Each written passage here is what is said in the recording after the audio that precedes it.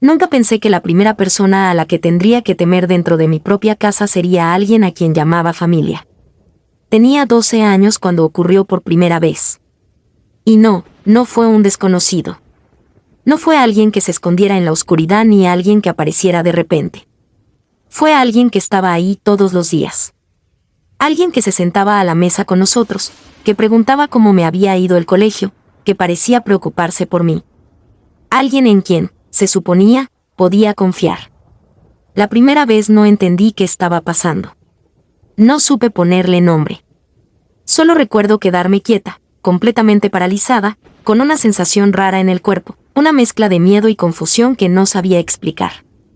Sentí vergüenza antes incluso de entender por qué. No grité. No me moví. No reaccioné. Y eso, durante mucho tiempo, también me lo reproché. Después me habló como si no hubiera pasado nada importante. Me dijo que no era para tanto, que estaba exagerando, que mejor no lo contara porque nadie lo iba a entender. Su tono era tranquilo, seguro, casi protector. Y le creí. Porque cuando eres pequeña y un adulto te habla con esa seguridad, aprendes a desconfiar antes de ti misma que de él. Durante días intenté convencerme de que aquello había sido una confusión. Un malentendido. Algo que no merecía darle vueltas. Pero mi cuerpo no parecía estar de acuerdo. Empecé a dormir mal. Me despertaba en mitad de la noche con el corazón acelerado.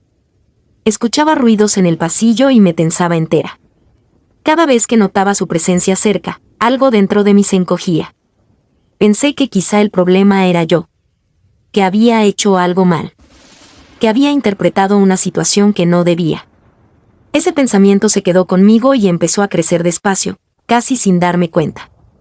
Se convirtió en una especie de voz interna que me acompañaba a todas partes, recordándome que era mejor no decir nada, no molestar, no llamar la atención. Intenté comportarme como siempre. Sonreír. Ir al colegio. Hacer los deberes. Reírme cuando tocaba. Desde fuera parecía una niña normal. Por dentro, sin embargo, algo se estaba resquebrajando lentamente. Había perdido la sensación de seguridad. Ya no me sentía tranquila ni siquiera en casa. Con el tiempo entendí que el miedo no siempre grita. A veces se instala en los gestos pequeños. En la forma en la que caminas por el pasillo. En cómo calculas cada movimiento. En cómo aprendes a estar alerta incluso cuando nadie más lo está. Un día intenté decirlo. No todo. No con detalles. Solo una frase suelta, casi como quien prueba el terreno. Algo lo suficientemente ambiguo como para poder retirarme si la reacción no era buena. Y no lo fue. No hubo apoyo inmediato. No hubo una respuesta clara. Hubo miradas que se evitaban, silencios incómodos, frases que no negaban del todo, pero tampoco confirmaban nada. Me dijeron que quizá estaba interpretando mal la situación, que podía ser una confusión, que a lo mejor estaba mezclando recuerdos. Nadie levantó la voz. Nadie me protegió. Ahí entendí algo que marcaría muchas de mis decisiones futuras, que decir la verdad no siempre te salva.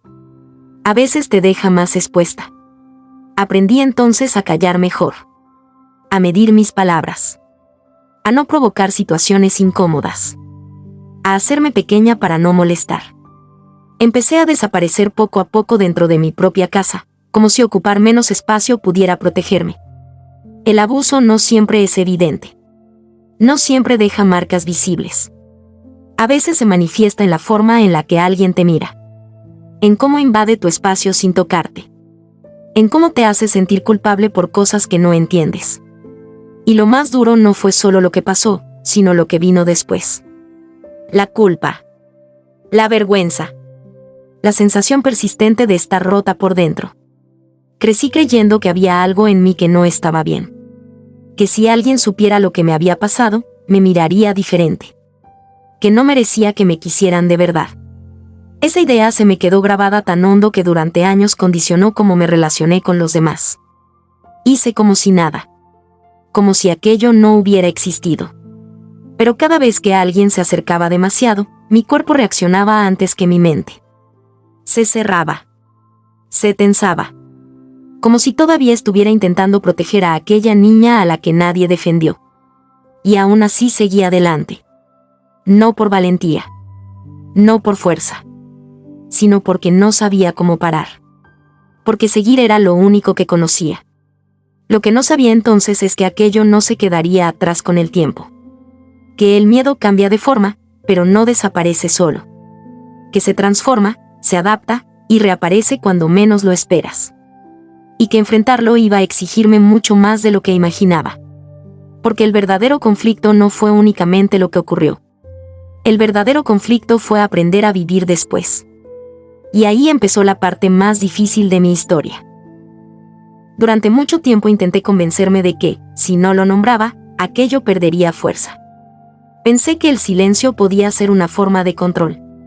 Que callar era una manera de sobrevivir. Y durante años funcionó, al menos en apariencia. Porque por fuera seguía adelante. Crecía. Estudiaba. Aprendía a relacionarme con la gente. Nadie habría dicho que llevaba algo tan pesado dentro.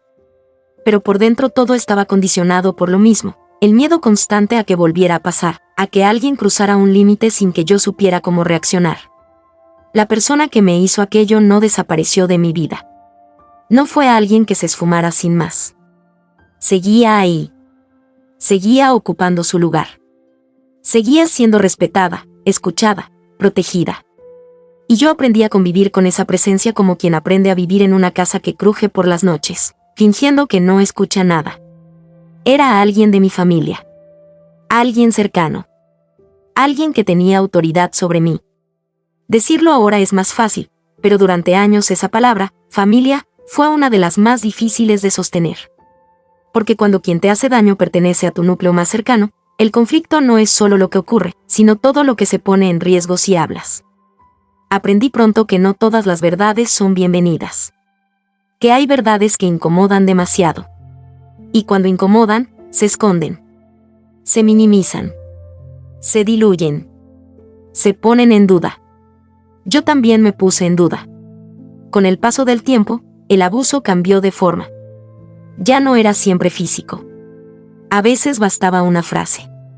Un comentario aparentemente inocente. Una cercanía innecesaria.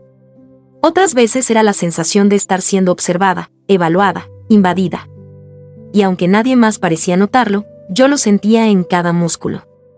El miedo se volvió silencioso, pero constante. En la adolescencia empecé a entender que aquello no había sido normal. Empecé a comparar. A escuchar historias ajenas. A intuir que lo que me había pasado tenía un nombre.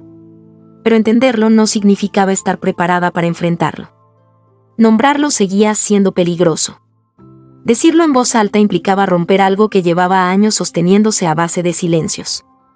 Así que me marché en cuanto pude. Me fui de casa pensando que la distancia sería suficiente.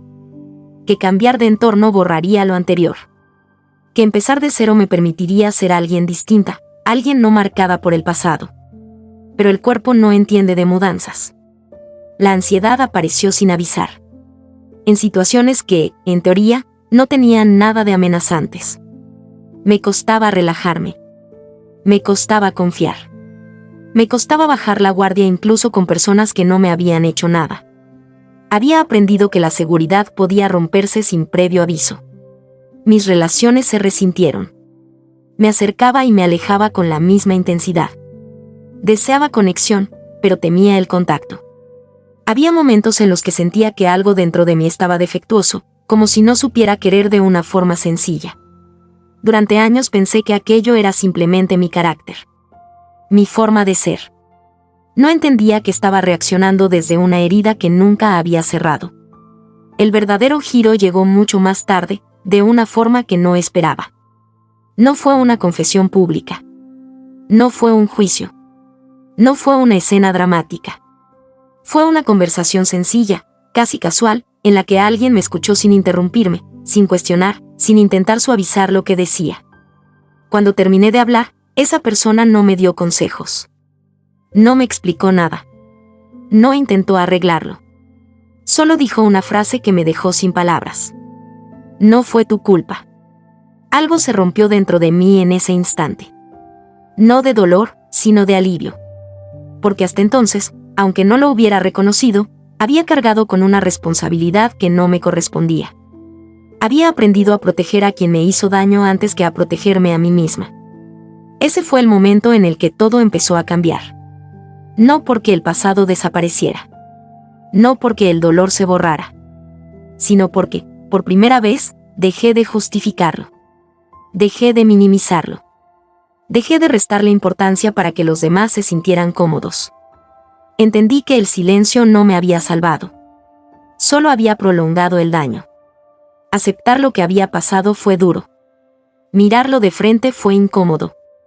Pero también fue el primer paso para recuperar algo que había perdido muy pronto, la confianza en mi propia percepción. No hubo una victoria inmediata. No hubo cierre perfecto. Hubo dudas, retrocesos, miedo. Pero también hubo algo nuevo, una decisión firme de no seguir callando para proteger a quien nunca me protegió. Y aunque esa decisión removió muchas cosas, fue necesaria. Porque mi historia no termina en lo que me hicieron. Termina, o empieza, en el momento en el que decidí dejar de cargar con una culpa que nunca fue mía.